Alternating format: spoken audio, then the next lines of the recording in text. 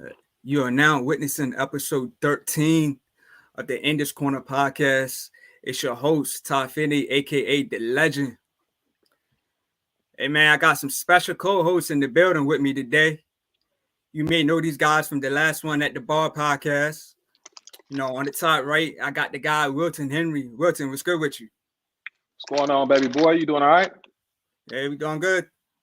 That's what's up. Yeah, man. Like I say, I'm always happy to talk boxing with you. Appreciate it. And on the bottom, man, I got the guy Val Jackson in the building. Val, what's good with you? What's up, man? I'm just happy to chop it up with this boxing game with you, man. Love doing it. Facts. Man, appreciate you guys coming on, man. Like before we get started, man, I just want to send my condolences, my prayers out to, to the family and friends, Steve Smoger. You know what I'm saying? I had the opportunity to see, Steve referee live. So again, I send my condolences, my prayers out to, his loved ones, his family and his friends.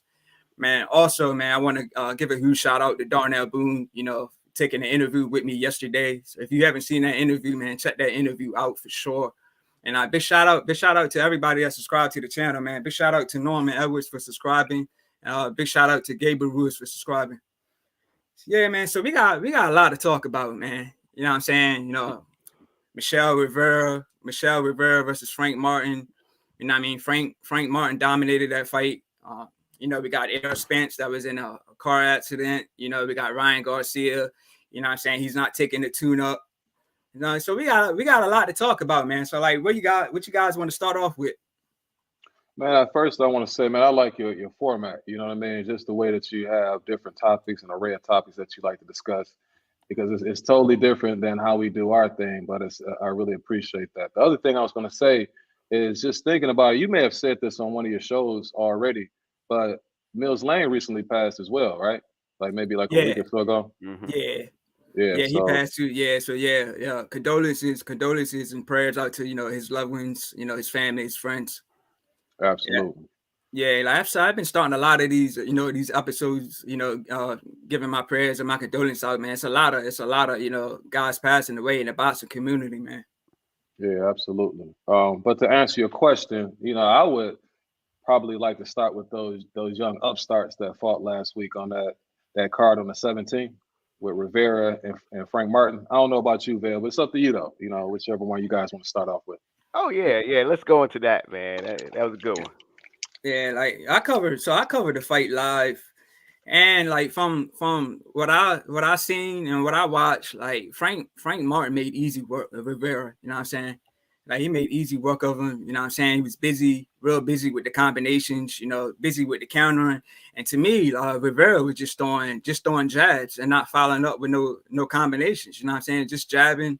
You know what I'm saying? He wasn't busy in that fight. You know what I'm saying? He wasn't busy. He wasn't ineffective. So, and he needs to change. He needs to take the Ali out of his name. You know what I'm saying? He's trying to resemble Ali, but he ain't got the footwork or nothing like Ali. He ain't got the combinations like Ali. You know what I'm saying? So, man, he just got to go back to the drawing board. You know what I'm saying? It's just Frank Marvin obviously had his number. You know what I'm saying? Mm-hmm.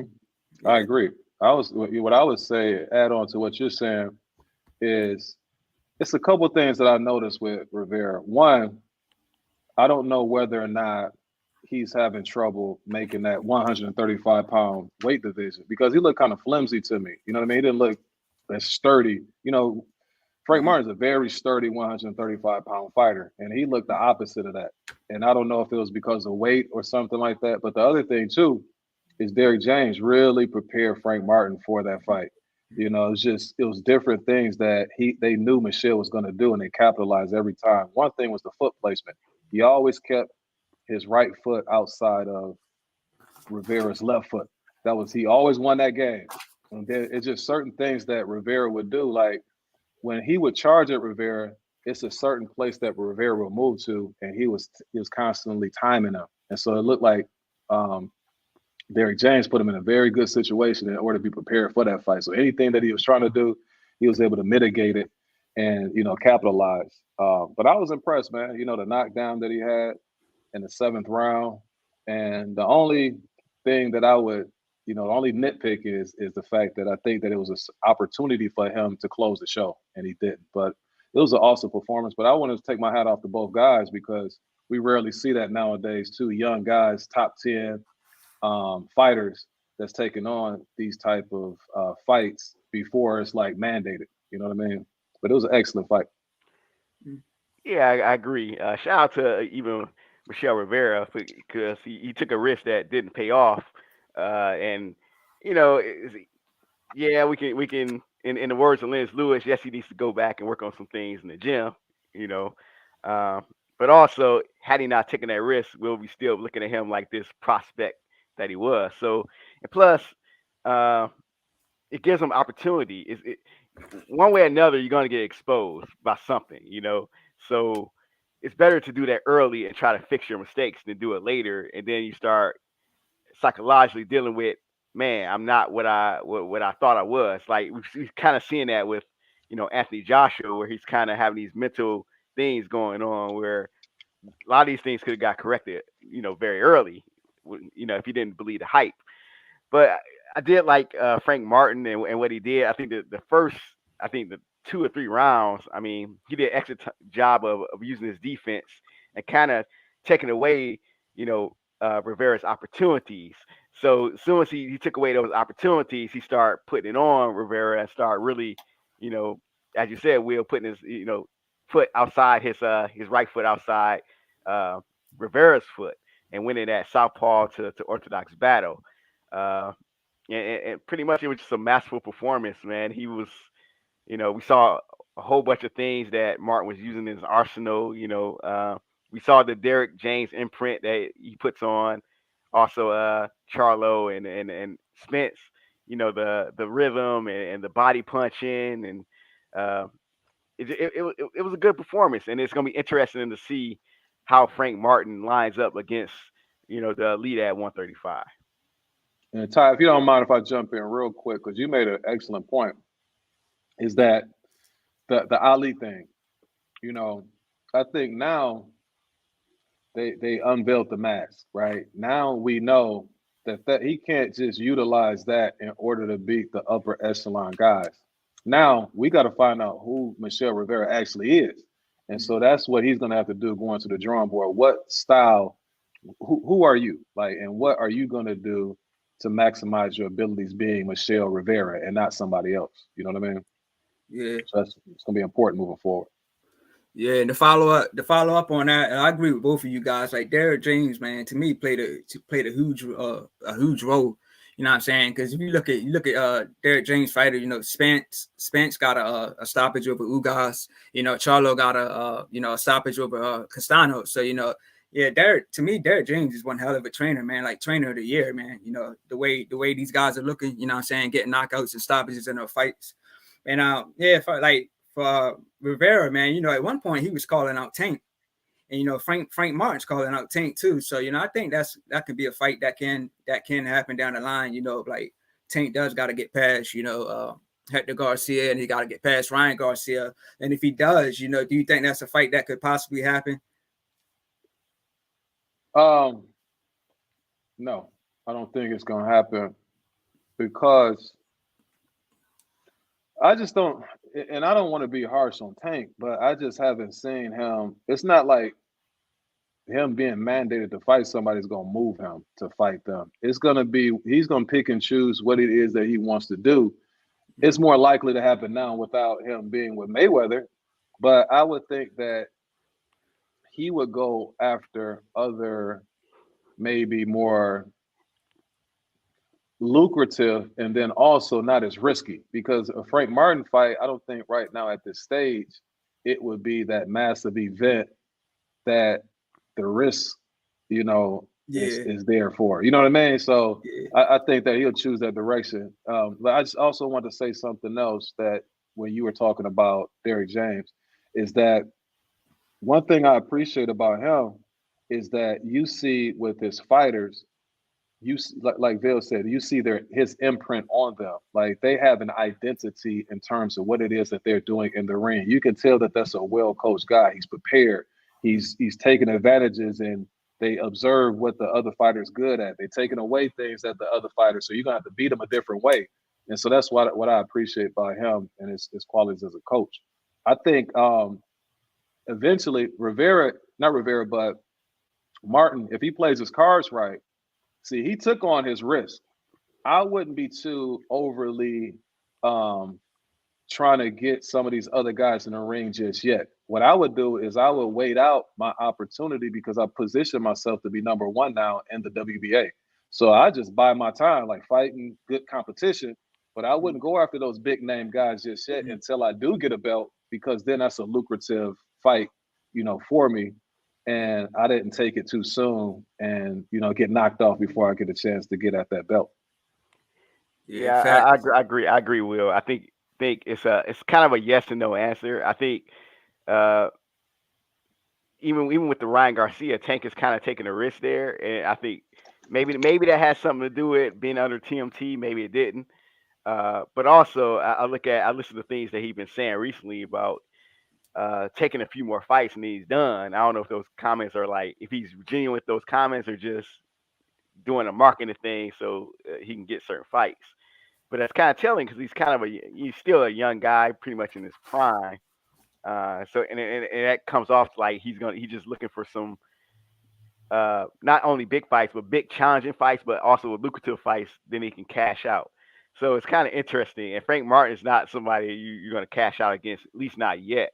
So Frank, even though to me, looking at his skill set and everything that he displayed, he could be upper echelon, but he hasn't been in the public enough that a demand could be made for a certain type of fights. So that's a challenging fight for Tank. Like, think about Tank's resume. What guy that's that athletic that he's faced and is that sturdy? Like, Frank is a solid, like, well-built, fast, technically sound guy who's going to be prepared for you inside that ring. And the fights that Tank has faced that's been kind of challenging, he hasn't, those guys didn't have that attribute that he has, or those attributes that Frank has. So I don't know how, like, quick he's going to be looking to face somebody like a Frank Martin. Frank probably have to get another upset, because Shakur is calling everybody out. And so if he mess around and beat somebody like that, then he might be forced into it, or that might, create the demand, for a Frank Martin fight against any of the other top guys at 135. Yeah, I mean, I think for Frank Martin, it is too early for him to take on Tank right now. But like I was saying, Tank has to get past Hector Garcia, and he's got to get past Ryan Garcia. But the thing is, since Tank isn't with Floyd now, to me it seems like he's off the leash. You know what I mean? Because now all of a sudden he's got two big fights lined up. You know what I'm saying? So, and like if a fight if he does get past Ryan Garcia and a fight just doesn't happen with Shakur or Haney, I think Frank Martin will be a good fight for him. But on Frank Martin's side, I think it's just too early. Yeah, Tank's kind of in a weird spot, man. I mean, I think he does want I always said this, that I always thought that he wants some of those fights. It's just that the powers that be was keeping him from it, and some of it may have to do with the whole African American versus another African American, a slick style versus a slick style. Because Tank, as much as Tank got power, I don't think he gets enough credit for having at least a little bit of slickness, and putting a slick fighter in there with someone who's slicker. That can pose some problems that you don't want to see versus having them get a highlight reel knockout. Yeah, I think what they've been playing out is, if you look at his resume, most of the guys that he's fighting like Hispanic guys. And I think that they're just using that Mayweather blueprint of, how he was fighting on Cinco de Mayo, Mexican Independence Weekend. He'll fight some type of Hispanic or Latin fighter. And so I think that that's what they were doing. But again, I like Tank.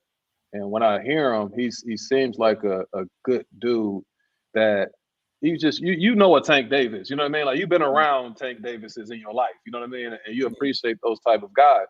Mm-hmm. But at the same time, it's like there's certain fights, and again, it may be Mayweather, it could have been Ellerby, it could have been those guys who did this, but they did him a disservice by not taking certain fights early in his career. Because by now, you can't tell me Tank shouldn't have fought Tevin Farmer by now. You can't tell me that he shouldn't have fought Gary Russell as much as junk as Gary Russell was talking And then he's right over in Baltimore. And I mean, he's right over in DC. In Baltimore, DC, that'd be a huge event. So to me, by now, if Tank had gone through one of those guys and he was like eager, to take them on, just as like how Gary Russell was. If he was that way towards Gary Russell and he ended up winning that event, I would be more comfortable with picking Tank against any of the other guys. But since they didn't put him through those challenges early, kind of like Frank Martin going against Michel Rivera, I don't know. Like, I'm still kind of skeptical on what he can do when the going gets tough. Yeah, and I agree, man. I agree. I didn't even look at it like that. Like, you're right about that. It seemed like Tank's been fighting a lot of like Hispanic fighters, or Mexican fighters, Ricardo Nunes, Barrios, Santa Cruz, Pitbull Cruz. Yeah, so he's definitely been fighting a lot of, like Mexican and Hispanic fighters. Mm-hmm. Yeah. Let me get into these comments real quick, man. Oh, okay. Yeah, it's at G5 Jeff TV. My guy T Finney, hit that like button. Appreciate it, man. Big shout out to you. Got Ralph Ewald in the building. Says, "What's up, Todd?" Big shout out to Ralph. That's what says Steve Shotman in the building. Big shout out to you. He says, "If Ryan is juicing, don't they test and monitor that?" Yeah. What you guys think about that? I was reading earlier that Tank was saying that he thinks Ryan Garcia could be juicing because he looks real big. I'll say yes and no. I'll say yes because there is testing that goes on in fights, of course, when somebody's training. And I'll say no because unless you have 365, day testing, I mean, anybody can juice up and cycle it out. But I'm not saying that Ryan is doing something or not doing something. I haven't been looking at that enough to know. But I mean, just answering the question. If he's going to juice, then this is time. That would be a good reason to not fight. It's because then I won't get tested, and then I can cycle off the drugs. And by the time I do have the other fight, you know what I mean? So, and the circumstantial evidence is he looked big as I don't know what in one of those last few interviews that was out there.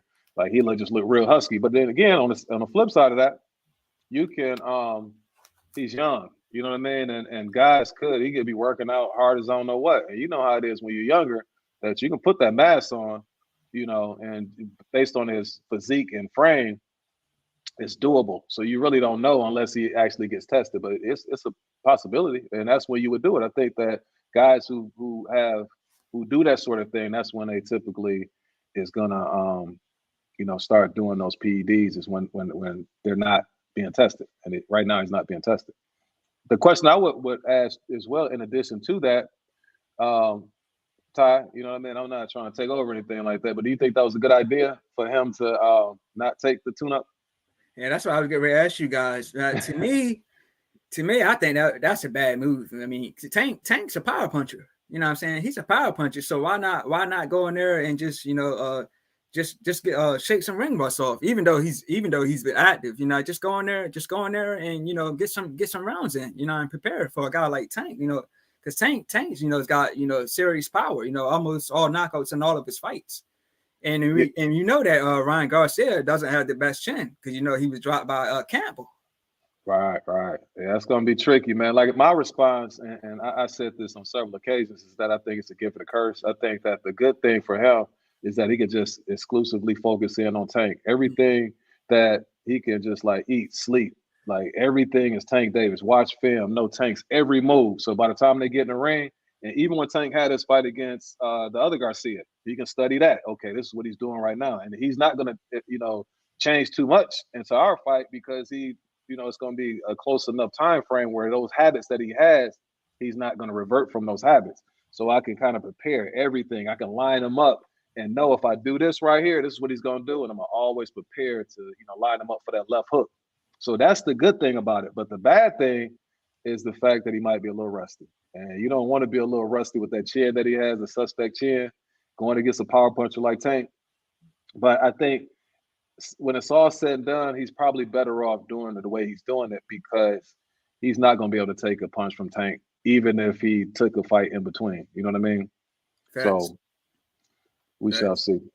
Yeah, I think it's a bad move because this is a contact sport, and you gotta be taking contact, leading up to your fight. And the more contact you take, the better.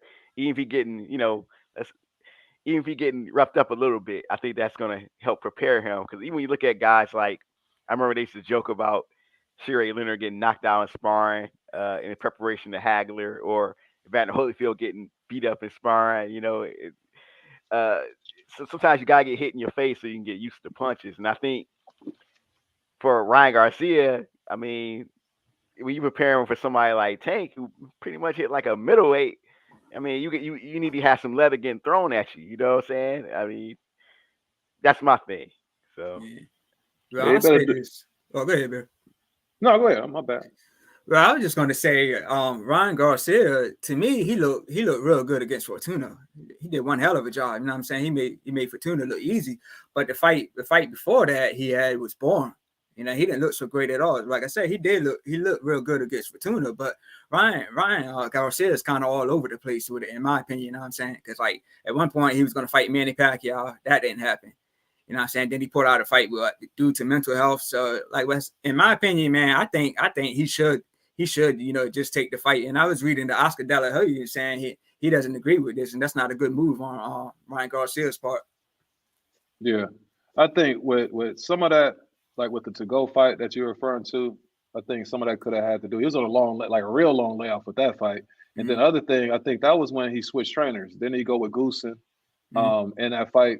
So that's kind of tough for a fighter to kind of learn that new style. Then to go was kind of like Martin, but a worse version of Martin, where he just ran all day. And that's the one thing that Ryan has a very difficult time with, is somebody who's going to move and trying to cut off the ring. But I don't think Tank is going to take that approach. So you really won't have to worry about it. He can cross that out, having to worry about trying to track Tank down as much as to go. Like to go is just running around the ring. But another thing too is if they, I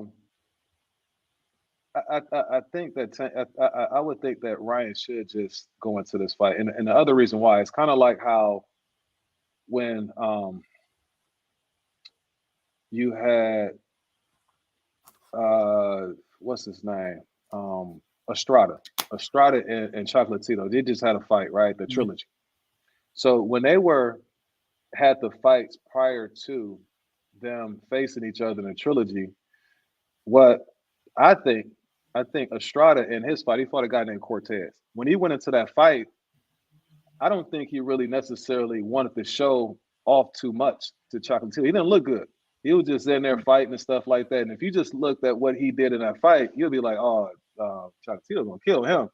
But Chocolatito, when he fought his fight before fighting Estrada, he actually was implementing what he was going to do against Estrada on the guy that he faced. He looked good. He was sharp as I don't know what. But I think that Estrada could look and see some of the changes that Chocolatito was going to make for him and be prepared for him in that fight, where Chocolatito wasn't really prepared for the changes that Estrada was going to use, because Estrada didn't do anything different to give him any footage, to be prepared for. And so I think with Ryan not taking a fight, they have to be thinking about what Ryan did in his last few fights, and he may add a few different wrinkles that they're not prepared for. And so that may put him over the top, in this fight. And I also think that this fight is much closer to a 50-50 fight than a lot of people think, because again, Ryan has some of the best timing with that left hook. He also has very good timing against shorter guys. Like, he lines them dudes up. And it's just going to be interesting to see if Tank gets clocked with one of them lefts, how he's going to respond to it. And so I'm looking forward to this one, man. Yeah, facts. Plus, Ryan Garcia is a taller fighter. Like, he is very fast, and he's got power as well. So, and Tank always loses his fight on the scorecards, but he always get the timing down and get the knockout. But can he keep that timing down with a guy like Ryan Garcia? Since Ryan Garcia is fast. You know what I'm saying? And I know you can't judge fights like this, but Ryan Garcia, if I'm not mistaken, he knocked out was it Francisco, like, I don't know, the first round or second round. And I think Tank dropped him with like 8 rounds or something like that. So yeah. Bell thinks this is gonna be Amir Khan and Canelo. Yeah, that's right. Uh, Yeah. uh, And it's not even really a knock on Ryan Garcia. Just how I see going, just how they fight, and Ryan waiting, and that's how I see Ryan actually outboxing Gervonta Davis for most of the fight, and then he's gonna get caught and he's gonna go to sleep. That's just how I see it happening. Yeah, see, I think it's gonna play out like this. I think Tank always end up, like you said, end up being down. It's gonna come down to a point where Tank always revs it up. Like it's always a point in a fight. Well, Rolly, he timed him. He caught him coming in. But in a lot of this fights, it's just that one moment he revs it up, and dudes just can't deal with him. There's too much power. It's too much for him. Like Santa Cruz, couldn't deal with the Barrios once they couldn't do anything with him. But now in this situation, will Ryan be prepared for that? Like is he really going to be truly prepared when that moment happens? And then on the flip side of that, it will Tank get overzealous and run right into one of those left hooks. So that's what I'm saying. That's why I'm intrigued about this. yeah. And you see, like Luke Campbell couldn't finish Garcia off. But if Tank touches that chin and Ryan Garcia get hurt, he going in for the kill if Ryan Garcia get back up. You know what I'm saying?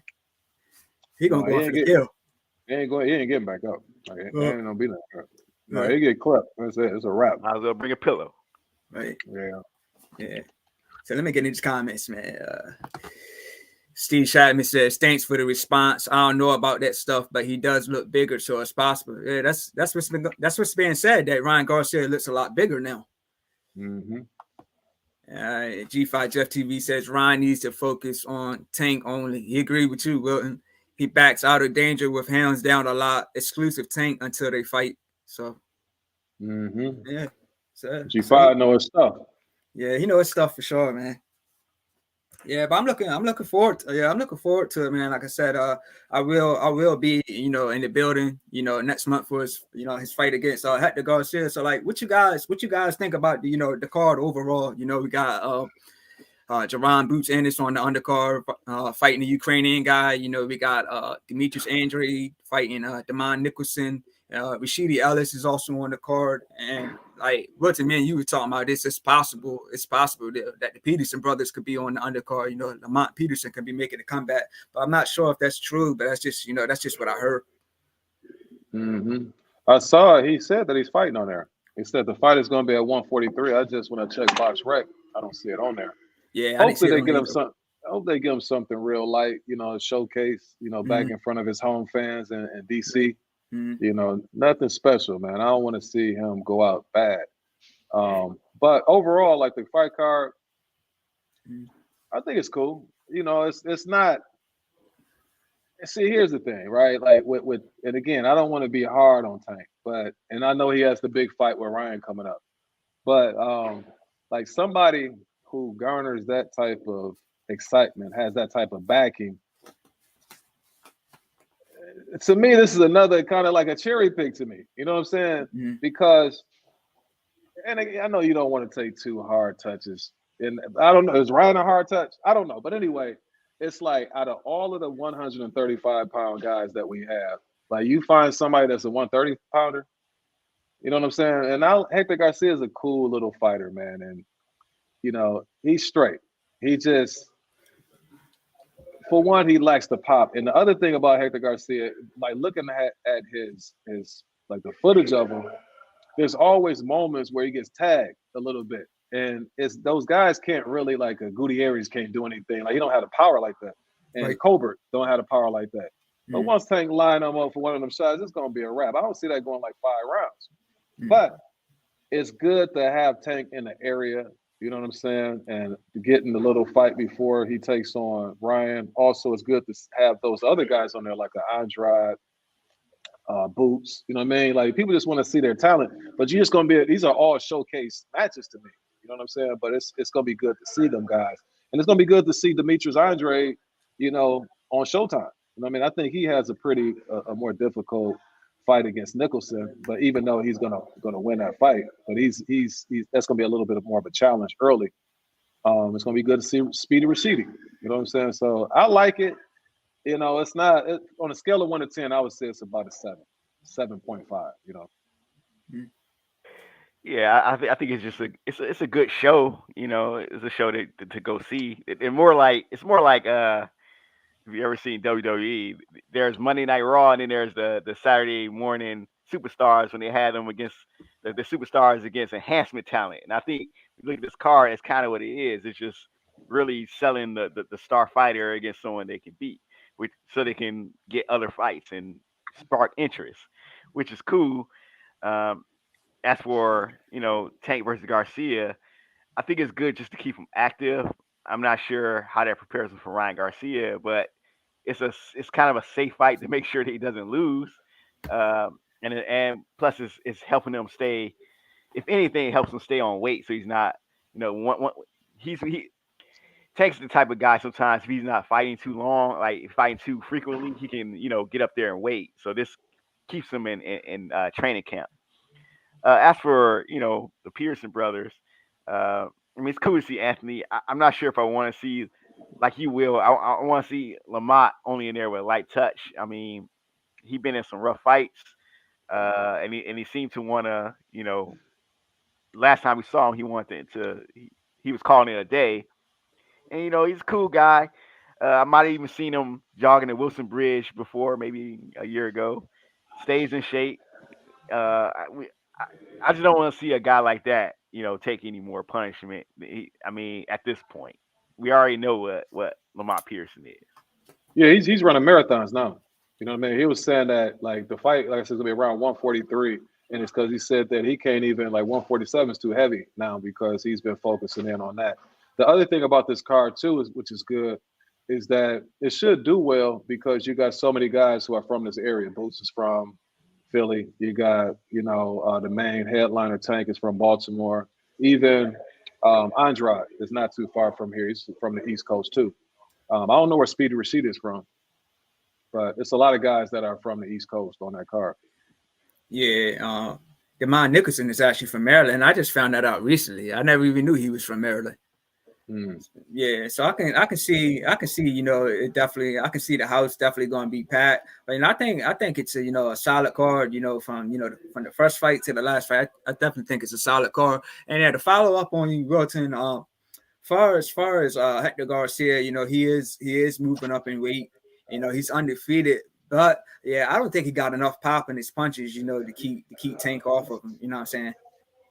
Yeah, that's what I think. I think that's the reason. That's what makes it safe. Now, if he had a little bit more pop and can get a little bit more respect, then I think it would be a lot more challenging.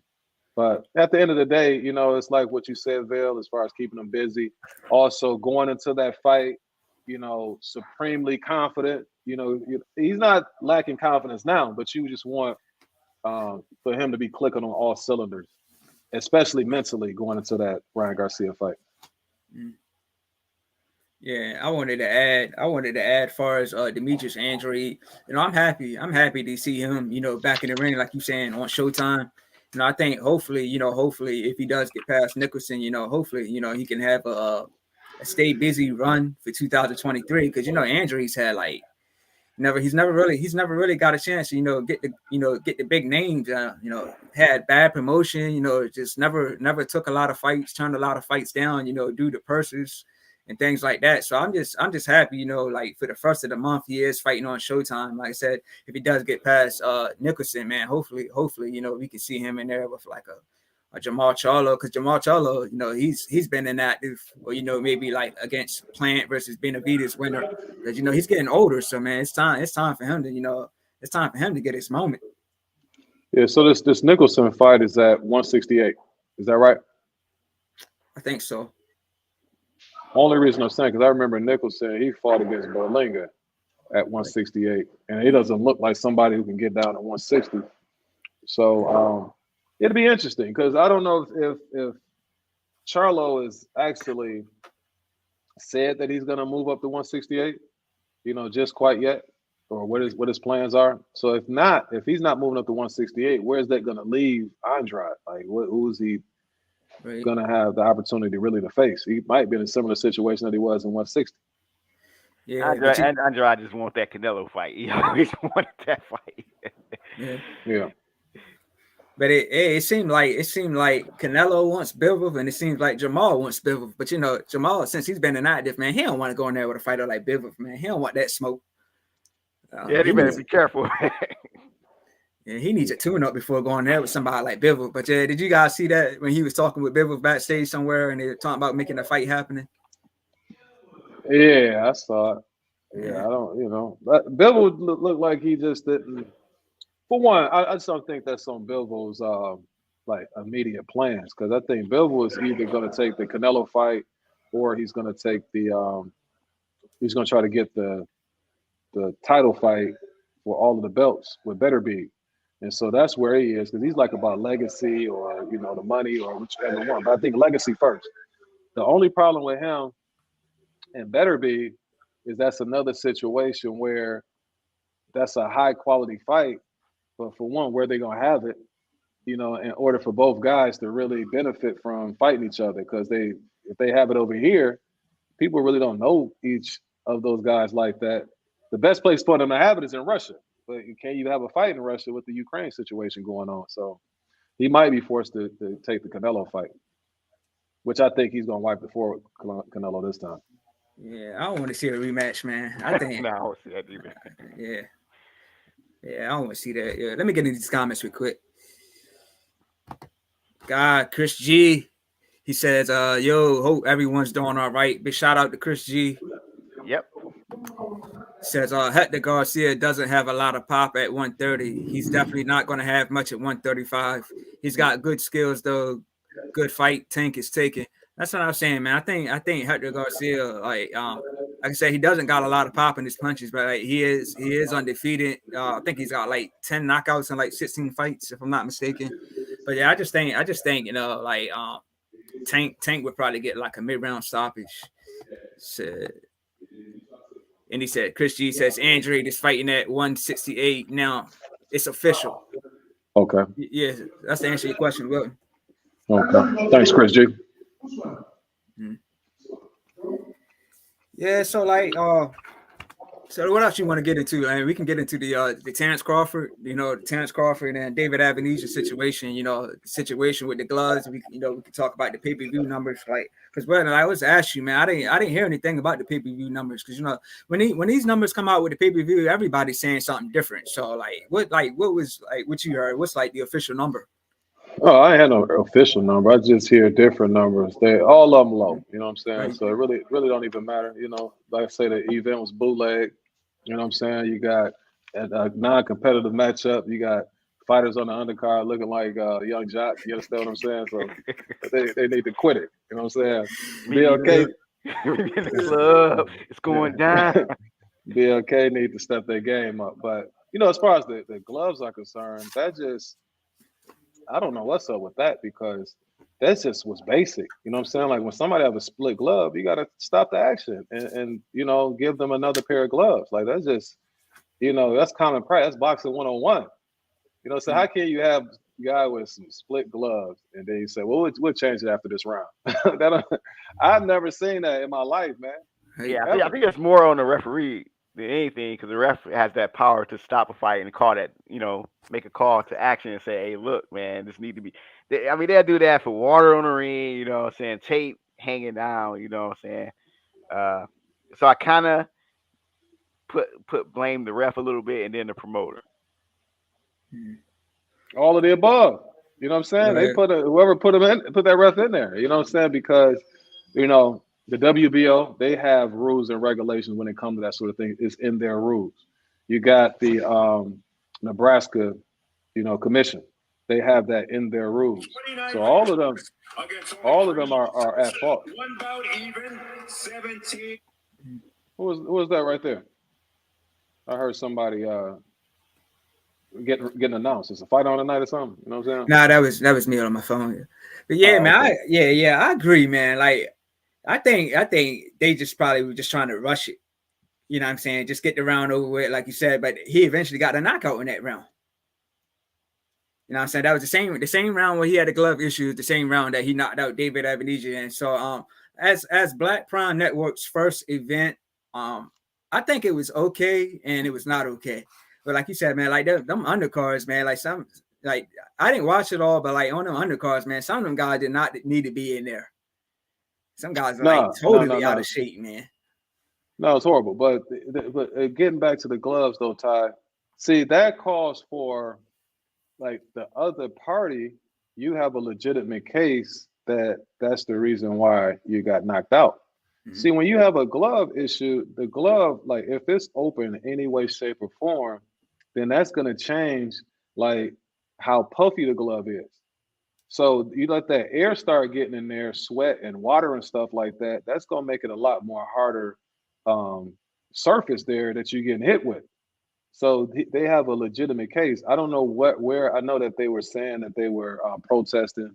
I don't know to what degree. Right. But that could be serious, man. You can't allow those type of things, and that's why that's specifically in the rule books of both of the commission of Nebraska. Any commission has to have that in there, and then also the belt that you're fighting for, they have to have that in their rules and regulations as well, or they have to have some type of way to resolve the situation, whether it's a no contest, whether it's whatever, but they have to do something. Yeah, that's what I was going to ask you too. Like, could this possibly get changed to a no contest? Like, 'cause I saw like David Avanesyan, like his team were definitely speaking out heavily about it. So, man, if they were, unless the event was so,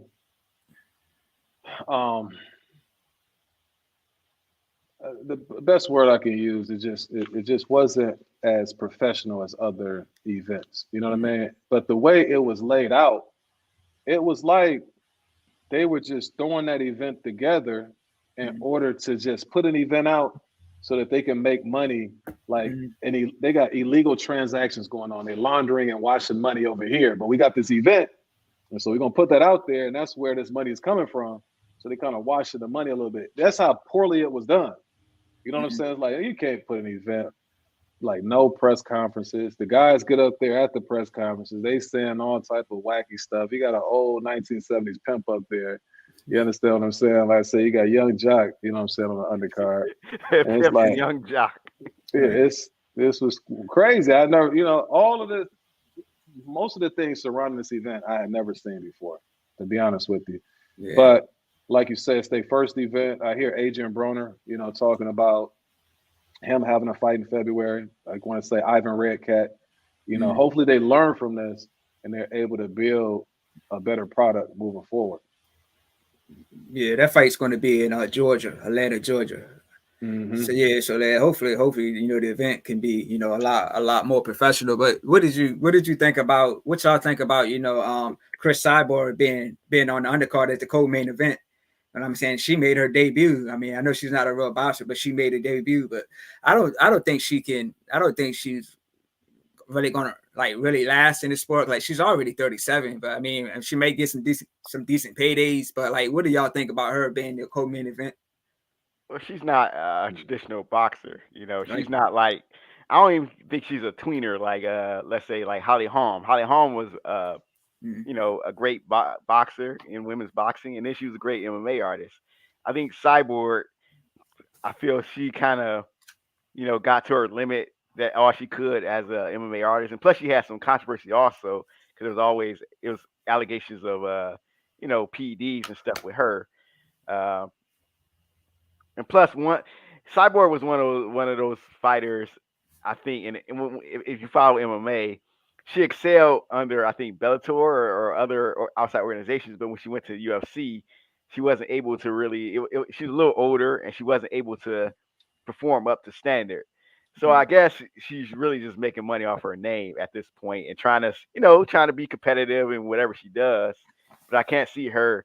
I think women's boxing has evolved to a point where I can't see her being very, very successful or becoming like this, great at it. She might pick up a belt at a particular weight class that may not have the adequate competition, but women's boxing is growing fast, as far as competition. So her window is going to close.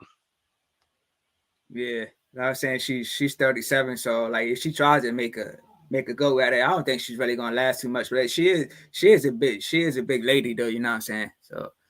But like as far as since we talk on Crawford, what do you guys think about the situation with Errol Spence, being in this accident? Because now he's saying that since he's had this accident, that he's not going to be fighting until like May or June, and we know that's a while from now. So do you guys think he's going to try to revisit negotiations with Crawford, or do you think he's going to go another route? I think he will. He said he still wants that fight. He's still going to go back to it. Now, whether it happens, I mean, that's neither here nor there. I believe the fight is eventually going to happen. But because of the timing, at first I thought he would take a fight between now and then. But I do think that if this fight, if his next fight ends up being in June, it'll probably be with Bud Crawford. I think they'll work it out. I have no idea because his counterpart, I just don't like his tone. Like he does things that if he really wanted to fight, you can tell somebody's posture, the way a person speaks, if they really want the fight. I think that based on what I've seen, it's like Crawford uses Spence in order to get something else. Like he used that name like as if that's something that's about to happen, then maybe go in a different direction and fight somebody else. That's an old trick. Like Arum used to do it all of the time. And he uses that. And it's hard for me to think that like he did so much, like as far as the relationship that he would have with the other side. Like he was saying that they try to screw him. He's saying all these type of things in the public. He, so much information, derogatory information that he was saying. And then on top of that, how is it somebody's gonna have to compromise? Because if he was expecting this amount of money and he was not happy with what he was getting, like initially, he may not be even looking at the same amount of money based on what transpired with this event that he just had. So it's going to start looking worse if you just put the numbers together. I think, all of that on my own boss type stuff, that's cool. You know what I mean? But he just needs some people in place that's going to point him in the right direction. He needs like some type of somebody who can advise him in the right way. You know what I mean? Because he's doing a lot of stuff that's off the cuff, but he's also burning a lot of bridges. Because really, they could just box him out. Like, what is he going to do? They got pretty much all of the fighters, you know what I mean, that they need over there. And if they not willing to do business with them, then who is he going to do business with? I think that you're more likely to see Terrance Crawford fight somebody like Josh Taylor after the Josh Taylor-Catterall fight than you will seeing Terrance Crawford fighting Errol Spence. Yeah. Yeah, let me get into these comments for a second. Chris G says, I think the best route for Andrade is if he fights the winner of Benavidez versus Plant, and the winner of that fight gets Canelo in 2024, since Canelo is already booked. Okay. Man. It says, Louis Jativa says, Hola. Big shout out to you. Says Steve Shatman says, I think Bud should have jumped on it late last year, but if it happens, it's a toss-up. They're both skilled. That's a good point. Chris G says, dude said, hello, eat me off for translation. Huh? I guess he's talking about this guy. I didn't know what that comment meant. So. Oh, cool. Oh, okay. So Steve Shatman says, because the older he gets, it benefits Spence most likely, but right now it's even, I think. And Chris G says, I consider Crawford out of his prime now. So, but Wilton, to follow up what you were saying, I think since Crawford, I think he's been doing a lot of interviews lately, and everybody's just saying he's making himself look bad. Like he just need to keep his mouth shut. But so do you think he's just in a bad spot now that since he's not with Bob Arum, do you think he should have stayed with Bob Arum, or you think he, this free agent thing is good since now he's with Black Prime Network, and he got a nice bag though? I don't even know I don't know what bag he got. Like I think, Crawford said a lot of stuff that's not true. So I can't believe him what he got. You know what I'm saying? I can't believe a lot of stuff that Crawford says. I just think that he was in a unique situation. And I think that's a good point that Chris made, because I would like to see what you guys say as far as him being in his prime. But to answer your question, I think that he was in a unique situation where with Bob Arum didn't have any other welterweights. All of the welterweights were basically with PBC. So Bob Arum was using him as kind of leverage, where he did that. Well, he didn't do it with Triple G, but that was the same thing that they were doing with Triple G in this sense, where it wasn't guys who were necessary. At one point, Triple G was feared, but it got to a point where he was like, some people did want to fight him. And it started to like be more and more people, but they still was going with the propaganda of they scared to face him. Like nobody want to fight. They outpricing themselves. And so they would use that. And then they'll say they're trying to fight somebody over here, and then they'll fight somebody totally somewhere else because the other guys are supposed to be afraid of them. But Bob Arum always just wanted to keep the money in-house, because that just made more sense financially. You know what I mean? You have your guy fight the other guy. You don't have to worry about the other promotional company taking money. It's all coming in-house to my fighters and myself. So that's a cool strategy. But for Bud Crawford, since he was the best welterweight that Bob had, and he was considered like pound for pound, this and that he was in situations where Bob ended up like getting the deal with ESPN. And so and Bud was in a time frame where he had to either renegotiate or not renegotiate. So since he had that deal, keeping Bud there, he got a nice little deal, like an upfront deal per fight. So then the app comes out. He has a similar situation where they ended up giving him another deal, like some upfront money and stuff like that. And probably, a situation where Top Rank, they may have, like, when it comes to the event, they may have lost money with the event. But I think overall they made money because of the money that they were getting from ESPN. So they were like, okay, we'll go ahead and do this contract up with you. So he was in a situation where being with them, those are the things that was happening, right?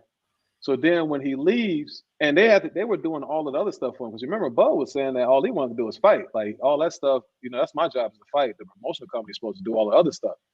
He never really had to do the groundwork for anything until he ended up leaving his contract. So when he left without his contract, he wasn't really accustomed to being able to handle the media the way it's supposed to be handled. He just out here like, voila, you know what I mean? Here, this is my side of things. And so it just wasn't coming across right because he just had a proper training, because he was just in a unique situation. Right. So I think that's the reason why things came out the way they came out. But I just need to hire a publicist, man. Might be a miser though. You know what I mean? He might be one of them type of people that don't want to like spend money. You know what I'm saying? Right.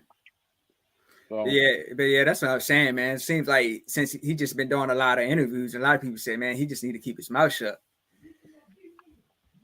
Yeah, let me get into these comments.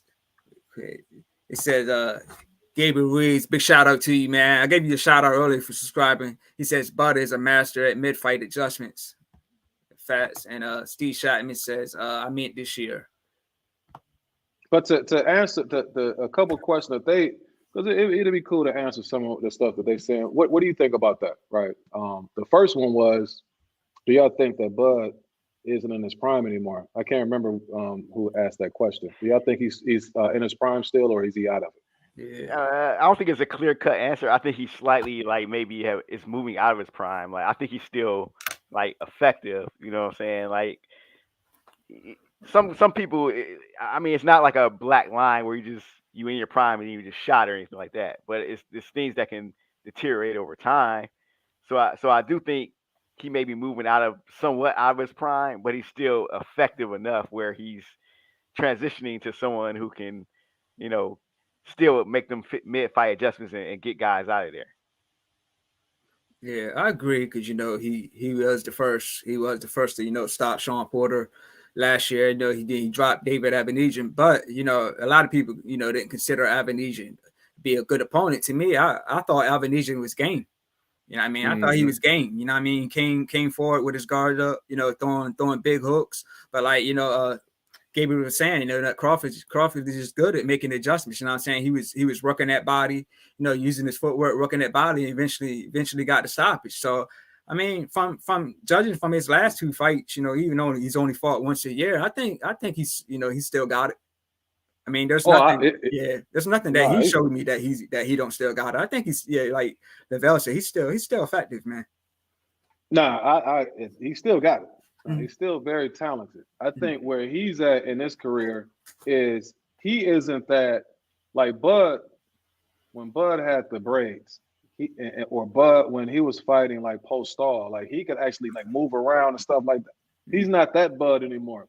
But not to say that he's not as effective as he was back then, because sometimes when guys get to a point like Michael Jordan, like when Michael Jordan started to age, he started to just add other stuff to his game, where he had to turn around jump shot. He had little moves and stuff that he didn't have before. Now, I think what Crawford is doing now is that he's a little bit more precise with his punches. He's a little bit more, he sits down his punches a little bit more. Because when he wanted to take Avaneysan out, he just went ahead and did it. And so he started placing them punches in the right spot. And he was like right there more, you know, in the pocket a little bit more than you were accustomed to seeing him. And I think that he's getting better at those things that he wasn't, you know, as good at before. But he's also, he is a good guy, you know, when it comes to the adjustments too. He's one of the best when it comes to that. I just question Crawford's competition. That's all. That's the only thing. Like I say, a guy who's supposed to be the #1 pound for pound fighter, I can't give it up to you unless you're one of them dudes who like, nah, man, give me the best competition. You know what I mean? I gotta, you know, you got that hunger and you got that just, you know, you got a hunger for eliminating people who's supposed to be a threat to you. And if you're not that, you're not the #1 pound for pound fighter to me. And so until I see him fight somebody like that, an in prime person, somebody who isn't like past it a little bit, somebody who isn't wounded with an injury or something like Benavidez, you know what I'm saying? Until I see you in there with somebody like that, that's when I can truly give it up to you. But as far as talent, we know that, you know, he's one of the most talented guys. He's pound for pound, #1 type talent. You know what I mean? But you just got to prove it to me. Yeah. So like, if let's just say he doesn't get Spence, you know, to me, just a few options. I'll just throw Virgil Ortiz out there. I think that's a good fight to me.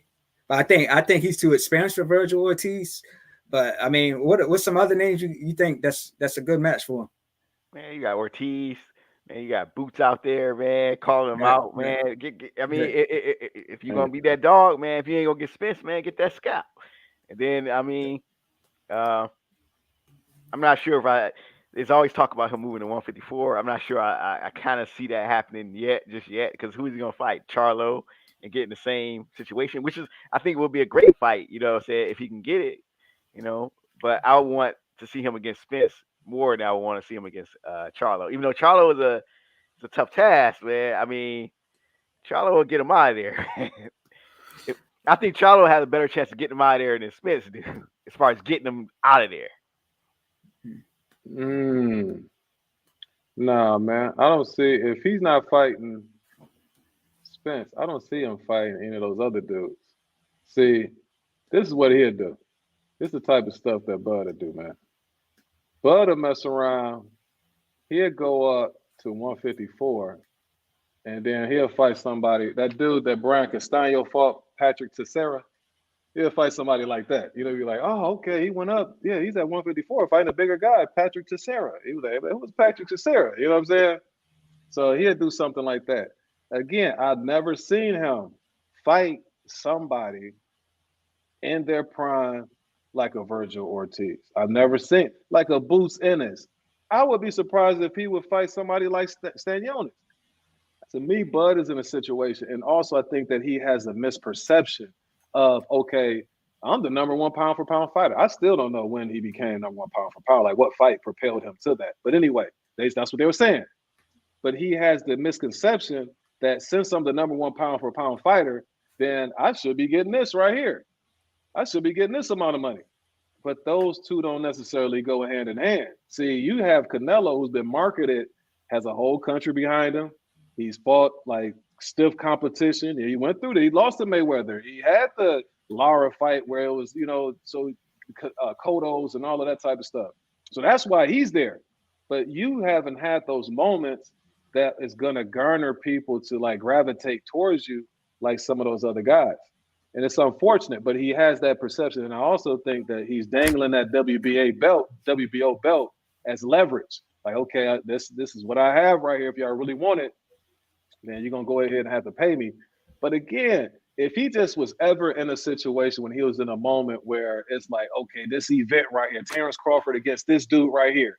And then we can be like, oh, man, oh, yeah, he beat that dude. Like, nah, yeah, he's that dude now. If he just ever had that moment, then I'll be right there with him. Because, again, the talent's there. It's just he's trying to be like a Mayweather type without sacrificing or whatever. You know what I mean? Yeah. Without ever having to. I mean, to be honest, I thought Sean Porter was that guy. I mean, I didn't because Sean Porter already had several losses on his resume. Didn't look good in this last fight. Was like going into podcasting, doing all these interviews, started working with Showtime and all. He wasn't the same Sean Porter that I saw when I saw him fighting against Keith Thurman. That wasn't the same Sean Porter. Yeah, but he was saying Sean Porter in the fight against Errol Spence like what, a year earlier, like a year and a half earlier. That was a brutal fight. That's a brutal fight that he fought. And then I was on the tail end of having brutal fights with Danny Garcia, with Keith Thurman, and then he didn't look so hot against that fight, Lamana, or whatever the guy's name was. He was I thought Ugas whooped him. You understand what I'm saying? Yeah. I do too. I think everybody really felt that Ugas beat Porter, but a lot of people were saying they just felt that it was politics, just so Porter and Spence could happen next. Yeah, man. This dude went his whole career. Ugas whooped him 2 times in amateurs. You had the other guy who whooped him that Ugas beat. Kell Brook. No, heck no. Ray Robinson. Ray Robinson whooped him. He took the guy that dropped him instead of fighting Ray Robinson. Him and Ray Robinson and Kavaliauskas had a draw. But he chose Kavaliauskas over Ray Robinson. But Ray Robinson whooped him in the amateurs. Danny Garcia whooped him in the amateurs. Ugas whooped him twice in the amateurs. And come on, man. But wait, didn't Porter fought Robinson as a pro though, right? If I'm not mistaken, he did. But I've seen Robinson fight live, but he don't got a lot of power though. He whooped Bud in the amateurs. Is all I'm saying. Yeah. So, and they had an opportunity to fight each other, like say when he drawed against Kavaliauskas. But then Bud ended up fighting Kavaliauskas instead. And I almost got his got the paws put on him too. You know what I'm saying? Yeah. But that's again, man, that, like guys like that, like Bud still to me, Bud has a little Michel Rivera in him that he looks a little flimsy to me at 147 sometimes. And guys who are sturdy like Kavaliauskas, like they give him a little bit of trouble. You know what I'm saying? Initially, but then again, he makes the adjustment, and then he ends up, getting him out of there. But Kavaliauskas is Kavaliauskas. That's like a B-level fighter. I'm just saying, I want to see you against, one of them A levels in a prime, and then if you go ahead and handle that, then to me, you the man. Yeah. But yeah, about the follow up with Lavelle said, man. To be honest, man, I don't think Crawford want that smoke with Boots, man. I don't think he want that smoke, man. I don't either. But hey, man. Take it, man. It's a good scout, man. If you lose, you lose, and that's the mentality you have to have, Let's see, man. All of them that like, it's tough for me, man, because that thing like by now. But again, a lot of people running from Boots. Like it ain't like they running to get to Boots. I even heard like the Crowley kid who beat one of the number 1 contenders or whatever. He was saying that he want to fight Boots. He said that he just don't want to fight him until it's for a belt. And so you'll have a lot of that with him, where it's like a lot of the guys who we think are good, like the Virgil Ortizes and all of that type of stuff. They don't really want to face him just yet. And then the other guys are kind of on their way out. Like Spence is kind of like with that Thurman, Garcia, Porter, like he's on the tail end of their class. And then you got Crawford is like right there too. But he might be like, he's more like with Porter now class. but they on their way out. Like it don't really make any sense for them to fight Boots, at this particular stage. Like it's more like just finishing up their class as opposed to the younger class who need to be fighting each other. Hopefully the 147-pound weight class isn't like the 135-pound weight class where it's supposed to be this glamour division, and then those guys like Boots and all of them don't really face each other like you would want to see. And you said something interesting, Will, about guys moving out and why the guys moving in, and that's something that's happening in the last few decades, because you don't see that with, like, what I'm saying, Oscar De La Hoya, where Chavez fought him, Pernell Whitaker fought him, able to make that fight with Felix. Well, Felix Trinidad was in the same class, but you get what I'm saying, man. Like, in history, you've seen older fighters take on the newcomers, whether they were favored against them or not. Sometimes like, I remember when Jeff Lacey was coming up and he was the favorite over Joe Calzaghe, and Calzaghe was like, I'm gonna take that fight, and showed him a lesson. So I think that's just some within the last 10 years, I think it's all about fighter. I mean, we know it is. It's about the money, Fighters want to fight they 2 fights and get their paychecks. It used to be the changing of the guard. Like, it's going to be the new lion? Is he going to overtake the old lion? You know what I'm saying? Like you said, you had De La Hoya, Whitaker, and all of them type of fights that used to take place. But I think really obviously I think the line of demarcation was Floyd Mayweather. You know what I mean? A lot of guys, they jump into that wanting to be Floyd.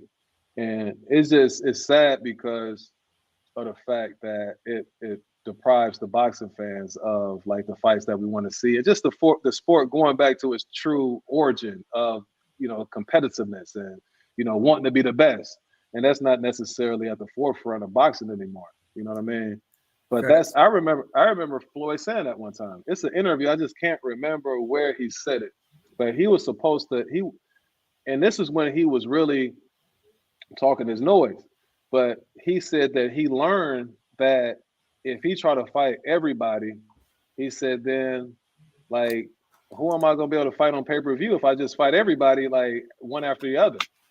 You know what I'm saying? So in between fights, he might take Ghost Guerrero or something like that, so that's the reason why he was doing that, because that make the other fight even that much bigger when he take him.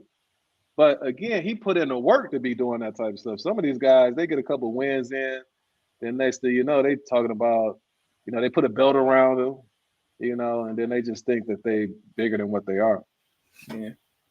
That's why I was saying, Rivera was saying he wanted Tank, but I said he ain't want that smoke, man. Like I said, he didn't look good against Frank Martin, man.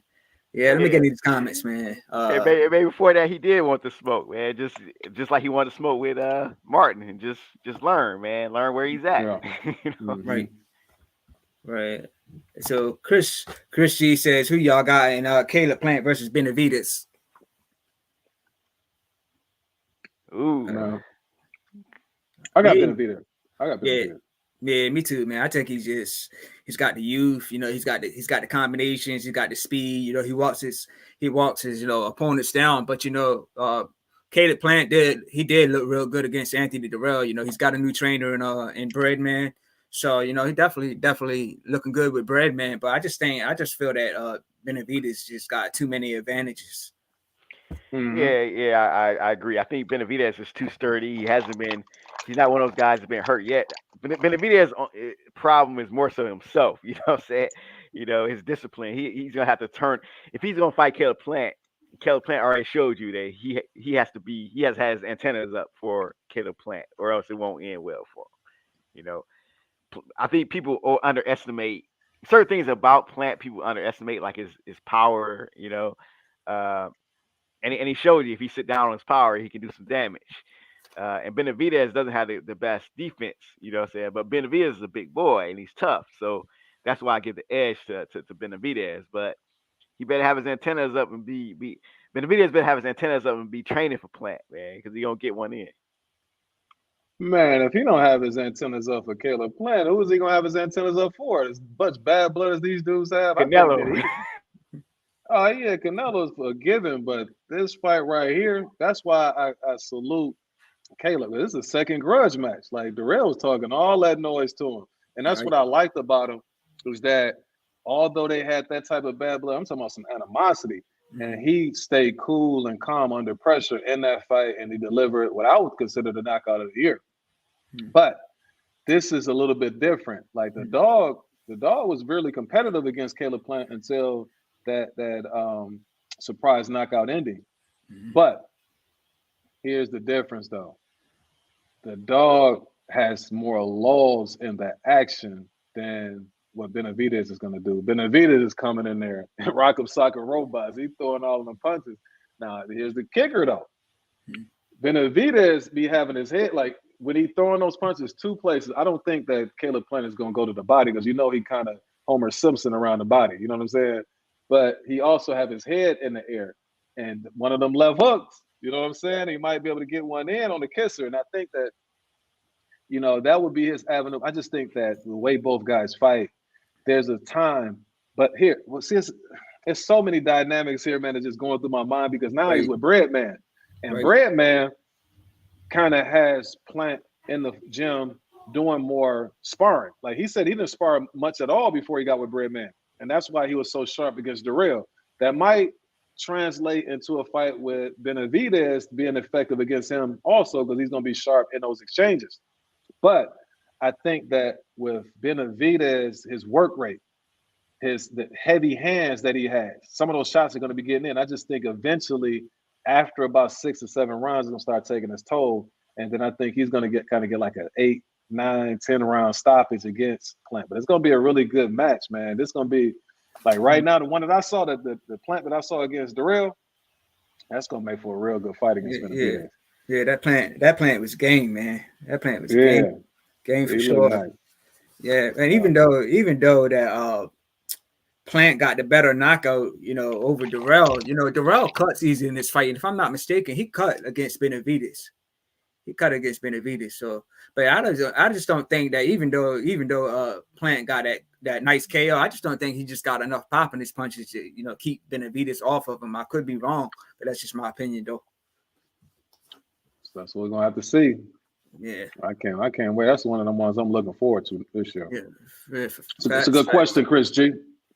Yeah, let me get to the next comments. Gabriel really says, boots for sure. I guess he was talking about when he was talking about the opponents for Crawford. Okay.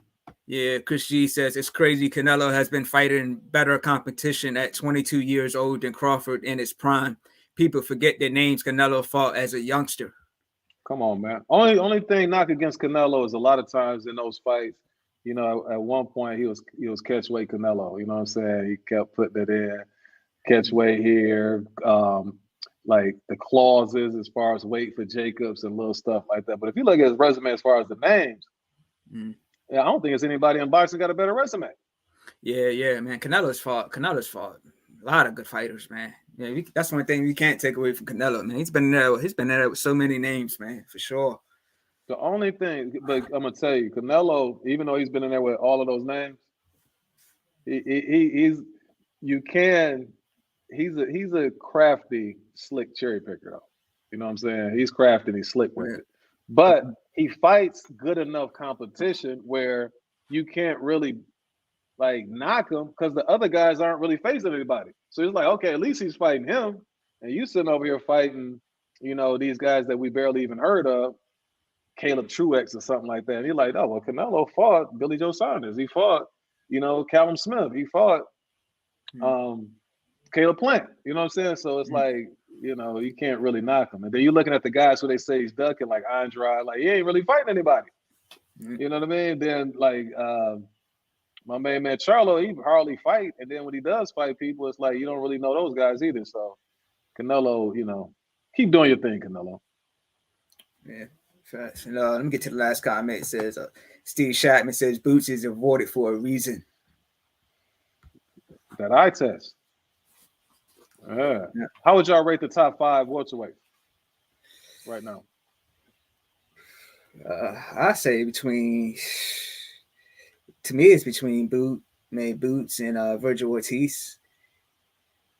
But the the welterweight division, you know, it's stacked though. But like, far as these youngsters, man, to me, it's between Boots and Virgil Ortiz. You know, I've seen both guys fight live. You know what I'm saying? So awesome experience, man. I think Boots is probably the number one welterweight in my opinion.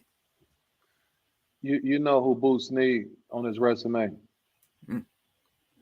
If he's not gonna because Ortiz and Stanionis they pretty much about to fight. And then if you think, you know who want him? Who? Ugas wants him.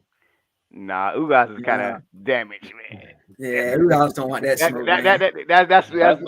That's a good example of what you were talking about with Porter. Ugas then what? Orbital bone injury. Yeah, man. He want that smoke though. He want the smoke though. So I ain't mad at him. Let him out. He gotta get the Birkin bags for that lady. You know what I'm saying? Yeah. He want a new fur coat. Man.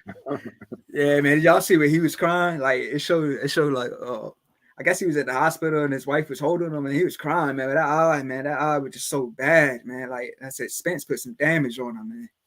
That's a warrior right there, though. So, but he'll give him a tough go, you know, as long as he's in there. But Ugas or Butayev. Yeah, that's a good one. That's a good one. All right. See, that would let me know a little bit more about Boots. If he fights somebody like Butayev, because Butayev is big, sturdy, strong welterweight too. You know what I'm saying? Because I'm tired of seeing Boots in with Karen, whatever. Come on, man. Like, we already know what's going to happen. Like, hey, that cannot go past 2. So who PPC going to put him in there with? That's what I'm saying. Butayev. Give him a Butayev. Butayev with PPC? Yeah. He fought Stanionis. Okay, all right. Yeah, he lost to Stanionis. That was a good fight. Yeah, it was good. Yeah.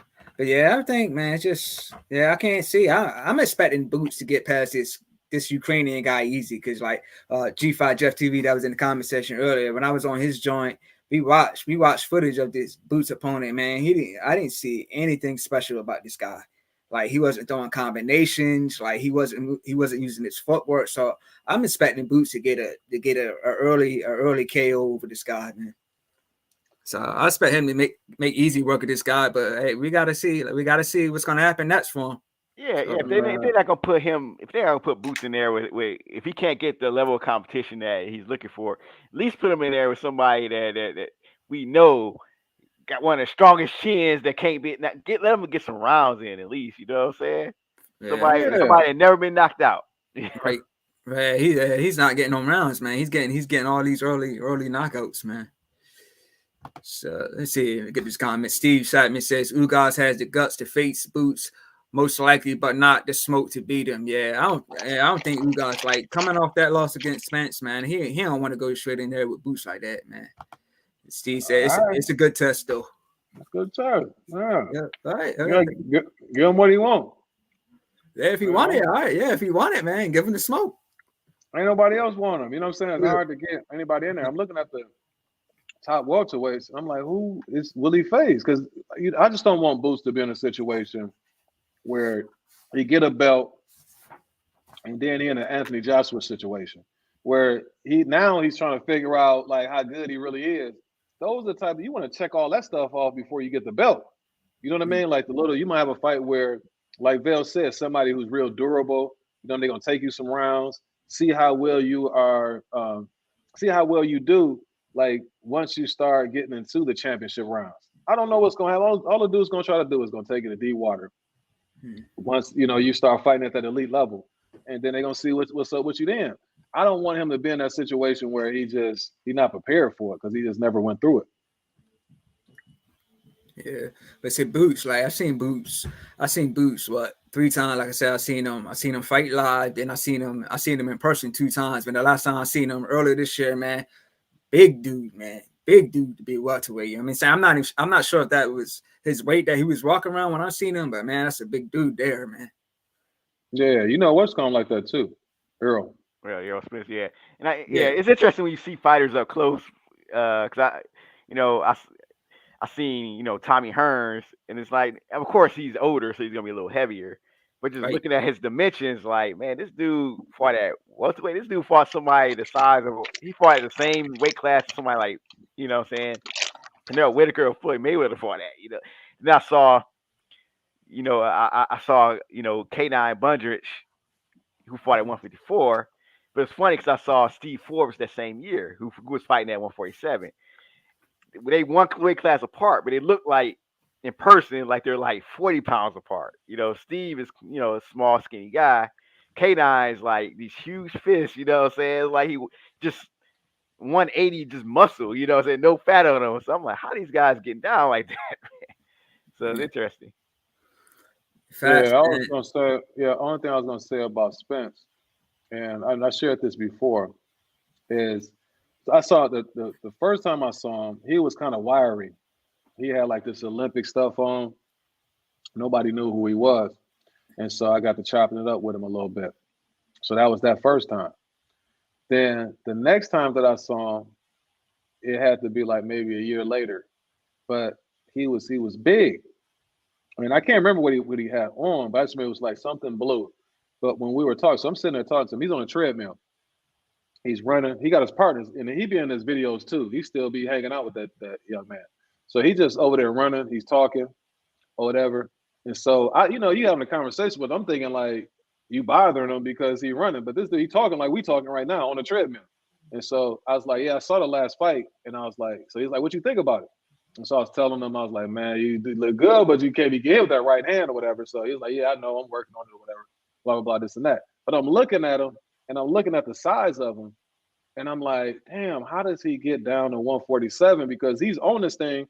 Now, I left, came back. Like, he's on this thing for maybe like an hour, hour and a half. No sweat. Like, he's just on there, with his little listening to music and stuff. Like, how in the heck does he get down to the weight? You know what I mean? Like, this was like 2015, 2016. Then later on, I had a conversation with him about it, and he was telling me, like I said, that he said he planned on being there until he was like, I want to say 30 or something like that. But by that, like I say, no, I think he said 28. That he's like, I plan on being at welterweight, probably talking about 28. He said, only problem I like to eat or whatever. And this like 2015, 2016. And so now he's 32. So I can just imagine how difficult that is to be maintaining and making that weight already when you kind of really much bigger than that already. Yeah. I remember when he fought going into the Porter fight, like when they were standing next to each other, like press conference and stuff, man, he looked huge, man. He looked huge. Yeah. Porter, man, don't get me wrong, man. I thought Porter won that fight, man. Before that knockdown, Porter was putting that work on him, man.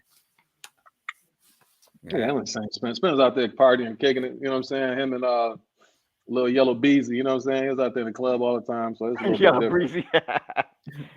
Yeah, it's a little different Spence now.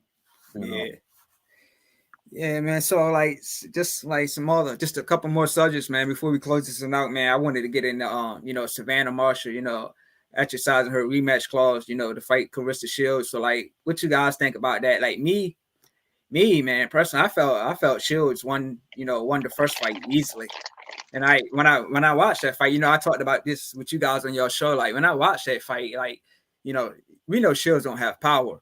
So it was just a point at that fight. Like I felt that she was going to get the stoppage, but that she didn't. But when Savannah Marshall started landing her punches, then the crowd was going crazy for it. But of course, that was in the UK. But to me, that Clarissa Shields made easy work of Savannah Marshall. But it makes sense, that Shields would want that fight to be in the US. I'm saying it's a big bag. It's a big bag for both of them. But I think the rematch would be the same unless Savannah Marshall made some serious adjustments, to stop trying to go for that knockout. I think it's gonna be worse for Savannah Marshall. I think Clarissa Shields is one of those fighters, man. Every time I see her, she's getting better, man. She's working on stuff and she's sharper. Man, she out here sparring with Errol Spence and stuff like that, man. So it's like that girl's serious, man. So Savannah Marshall, I mean, maybe it's the competitor in her, maybe it's the bad. But hey, if you want to exercise that rematch clause, more power to you. I mean, we'll be here to see it. I'm ready for you, babe. No, that's Savannah Marshall be talking. But no, it'll be worse. The thing here in the United States, here's the thing. Like over there, that's what I was mostly concerned about them doing what they did in the Olympics. when they gave Marshall the victory. Like when you see the fight or saw the fight that they had back then, obviously Clarissa Shields won. It's like maybe they had the names mixed up or something like that because Shields won that fight as well. I think in this one, it's going to be, like you say, Villa, it'll be worse. You know what I'm saying? Because I don't think that Shields going to have to worry about judges or anything like that. She's going to go in there and do her thing.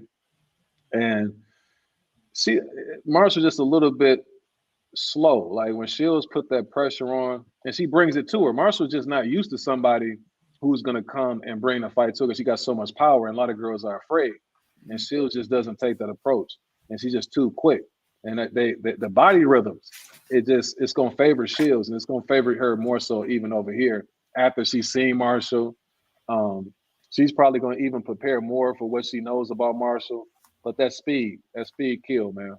And so it's going to be a good event. I look forward to it because and shout out to the women this year, man. They did a wonderful job of putting on the main events. You had Clarissa Shields, you had Savannah Marshall, you had Katie Taylor, Amanda Serrano, you got Michaela Meyer, you got that beautiful young lady, Alicia Baumgartner, you know what I'm saying? Shout out to Tony Harrison for training her. You know what I mean? That's the trainer of the year to me. You understand what I'm saying? but no, the women did a really good job this year, man. They put on this year. Yeah, shout out to the women, man. They moving the sport forward. Boxing is finally trying to, adjust. I saw that MMA was a little bit ahead when it came to, their women competitors because they marketed them like all the way when they had, the Holly Holm, they had Ronda Rousey and all them. And even when you look at WWE, how they market the divas now, the women, how they had them headlining, main events and WrestleManias and stuff. So they're doing all this stuff in boxing and still on them, man, these chick fights, I don't want to see it, So it's taking a little bit of time to catch up, but it's very encouraging seeing that, they brought the numbers, and not only that, the women brought the action, which is one of the biggest criticisms I used to see or I used to read all the time is not enough action. The women, they really brought that action, the drama. So shout out to them. Yeah, facts, man. The woman definitely put boxing back on the map this year, man, for sure.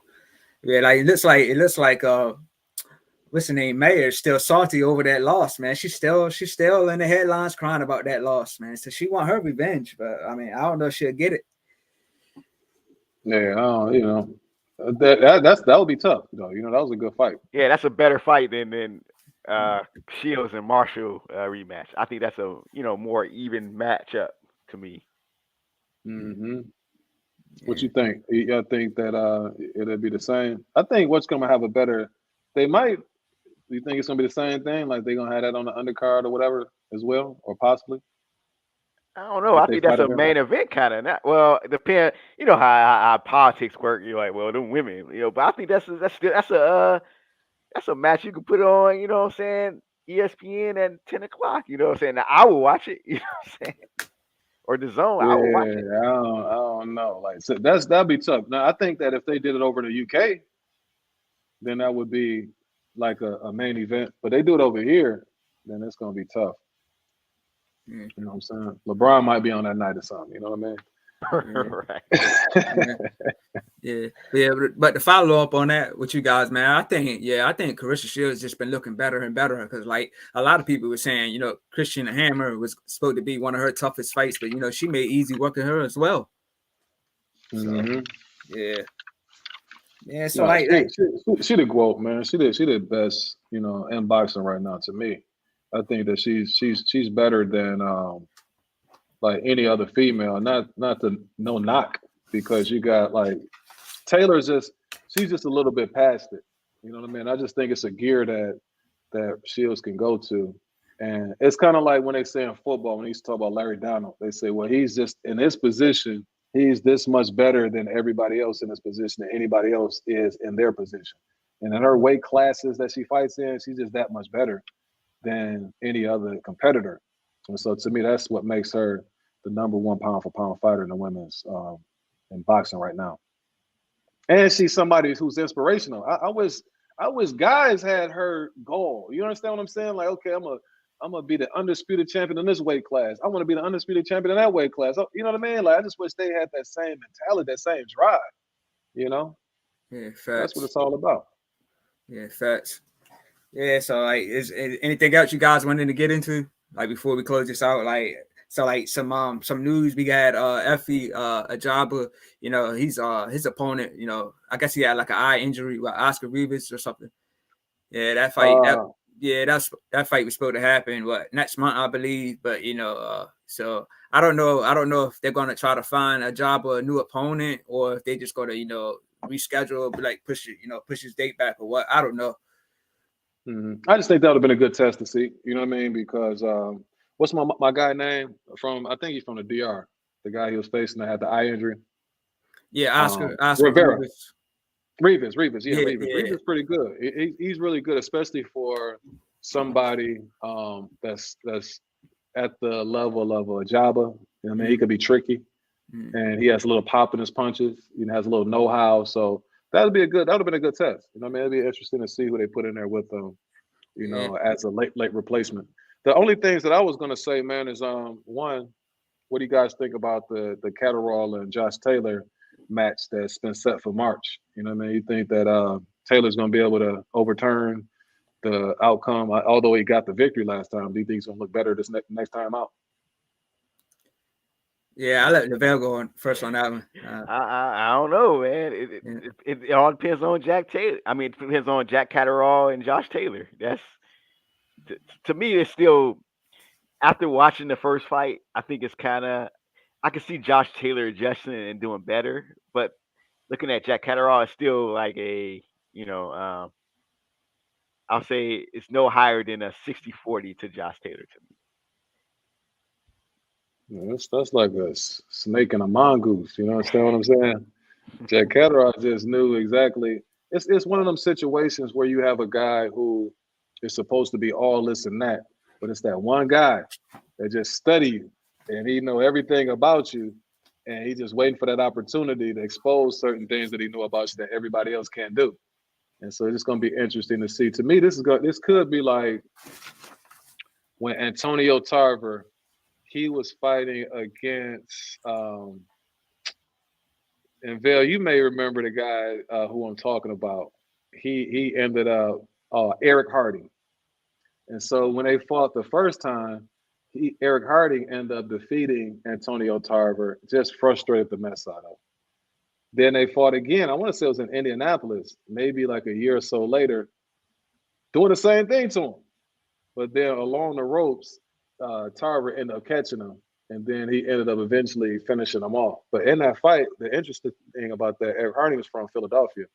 And so he got clipped. I'm talking about this dude was out, as wobbly as I don't know what.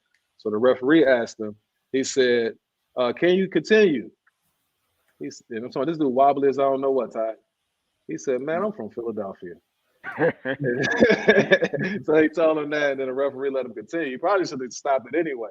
But that was a really good fight. But I think it could be similar to that Catterall might be frustrating him again. But eventually I think Josh is going to catch him like body shot, or that left hand is going to get to him eventually. So we'll see. Yeah. And one more thing I wanted to get into before we close it out was what you guys think about Big Baby Jared Anderson. You know, he moved up in the rankings, but I know Lavelle was on my last show, you know, when I was talking about him. So like, I think he's a force. He's a force in the heavyweight division, man. But that defense, you know, that defense got me worried. Yeah, he just need to work on that certain things, but really, you know, how he moves going back and really defending himself going backwards. If he could just work on just that part, you know, say he'll be that much better. And he is a force, man. He's somebody to watch. I mean, he's gonna be dangerous, man.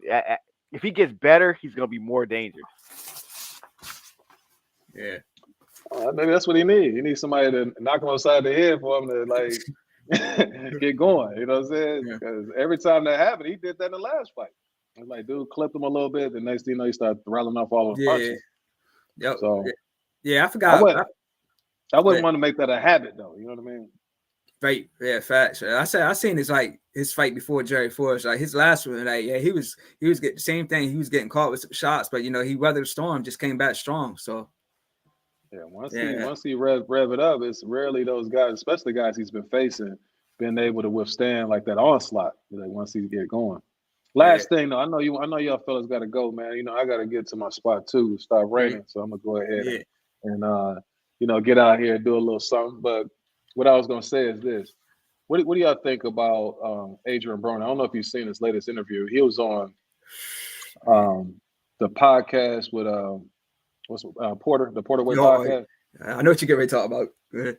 But he said a lot, you know what I mean? And but what I was thinking about is the contracts with the PBC. He was talking about the 40% that they don't take. 40%, I think that's what he said, or you get whatever. But the thing was this, is that he was talking about that he gets more money and he doesn't have to fight like the brutal competition. Like he chose like Ivan Redcat.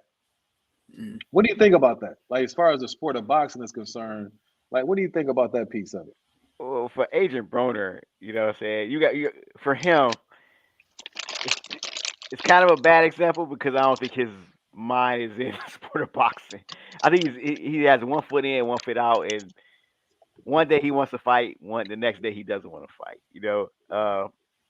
and at this point, he is what he is. We know what if you look at somebody that could be, past their prime, Adrian Broner could be it. And I think we already know his ceiling. So it's like, and he did, to his credit, and I will say this, to his credit, he did fight some brutal fights. Of course, it were the ones he lost, but he took some of those fights. He didn't take all the fights that I probably want to see him in.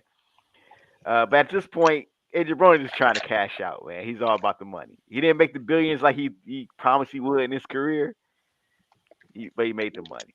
And I see Louis Jativa saying, Ola a bunch of times. I'm just gonna say, holla, holla is murder. Yeah, man. Like I just feel like I'm glad he's back. Because he was supposed to take that fight with Omar Figueroa, but he pulled out of that. But I'm glad to see him back, and like hopefully he stays focused, man. Because he looked big at that press conference, man. Like the guy had a belly, and I saw some comments. They was like, "Hey, man, I ain't know Rick Ross was fighting." And when's that fight again? Because I think he's gonna have an issue getting down to weight, man. Yeah, he's a big guy, man. So he's definitely going to have to put some serious work in and training and stay focused, man. Like, I mean, it's Adrian Broner, so can he stay focused, man? That's the thing. Yeah. I don't know. Shout out to AB, man. You know what I'm saying? Hopefully, whatever it is he's trying to get out of this last phase of his career, he's talking about wanting to be like the undisputed champion at 140, if he can get down to 140. You know what I mean? But shout out to him. Also, shout out to these lifesavers because they the stuff, man. You know what I'm saying? They real delicious. But what I was going to say was this, man, is that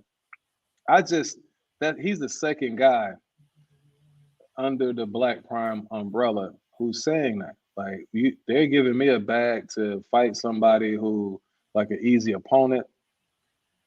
If they on it like that, then that's going to mess things up even worse, man.